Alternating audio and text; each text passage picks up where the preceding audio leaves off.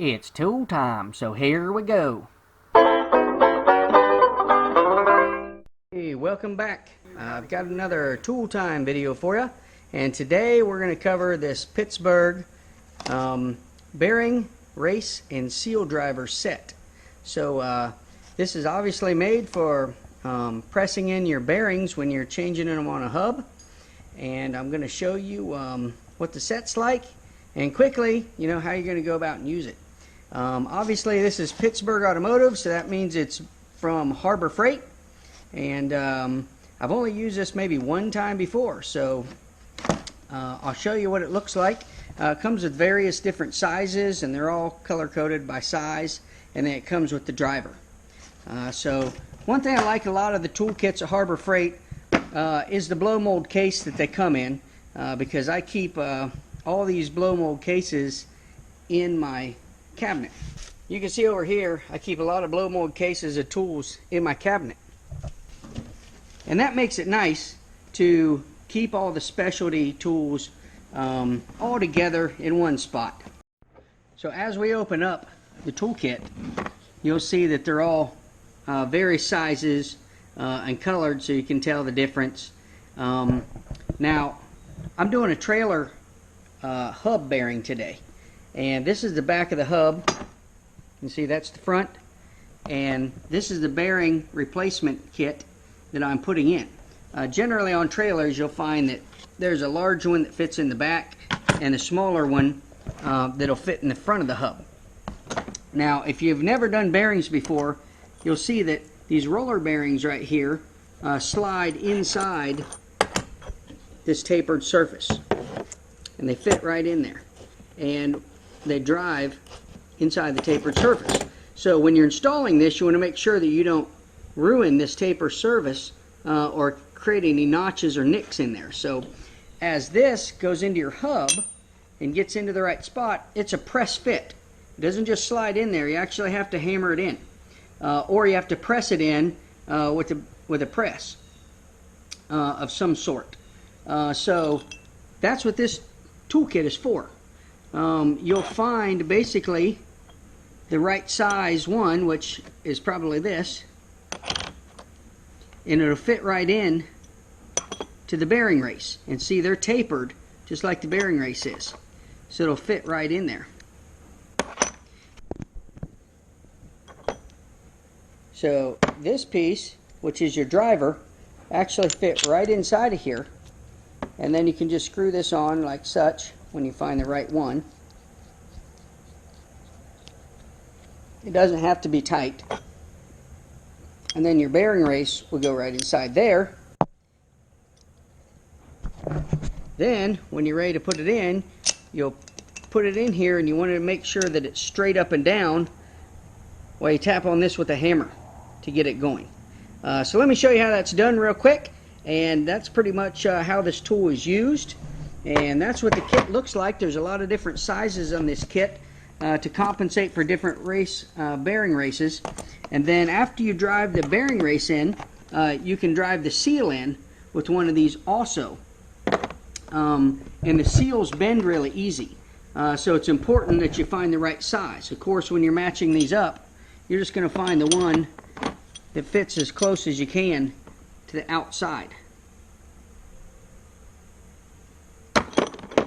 because you want all the pressure to evenly be distributed around this outside edge. If you're hitting it here and here and here with a hammer, well, you can crack it, or you can make nicks and dents. If you try it with a screwdriver, you're going to make slices in there, and you'll ruin your bearing trying to put it in.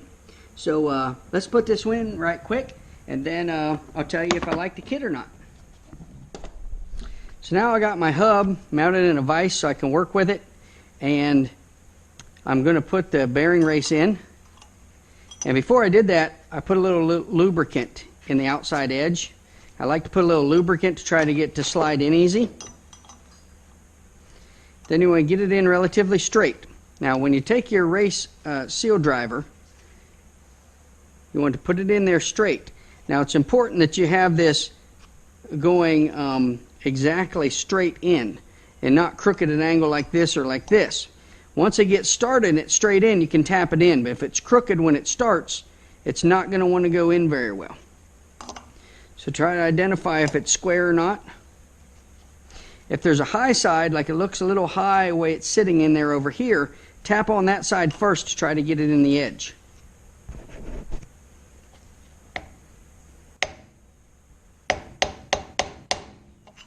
Give a little tap to try to get it started. Make sure it seems like it's setting in there good.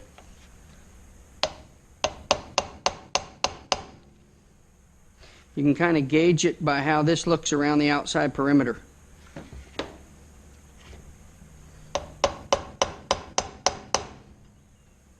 If you feel that you have to add a little bit more lubricant around the outside, you can.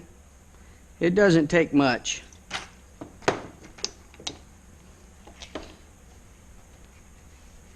If it's going in straight, it won't take a lot of pressure generally.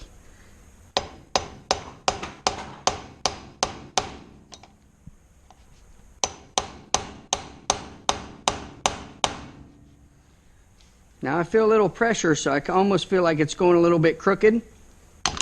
Oops.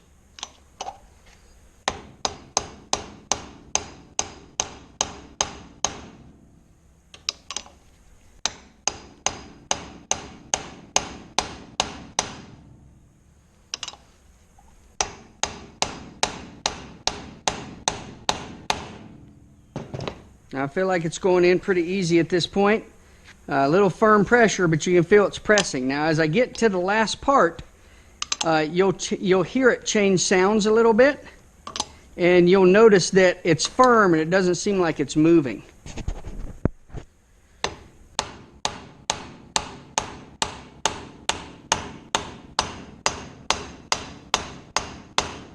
See, now I hear that it sounds solid, not hollow. And it sounds solid because I'm down at where the bearing race seat is. At that point, I'm going to tap it just a couple more times to make sure it's straight, and we should be good.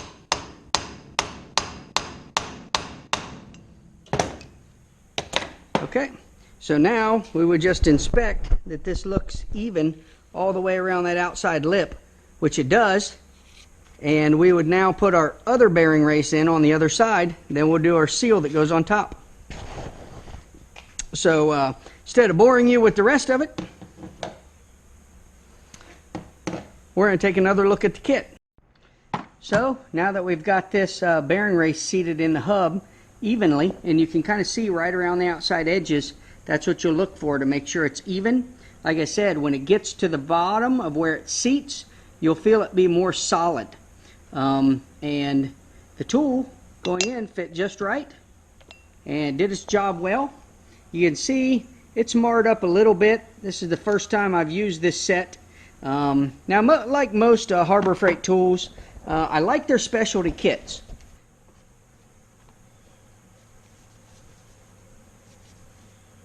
But if you're using these every day, they don't hold up all that well like a professional kit, like Snap-on or something like that would.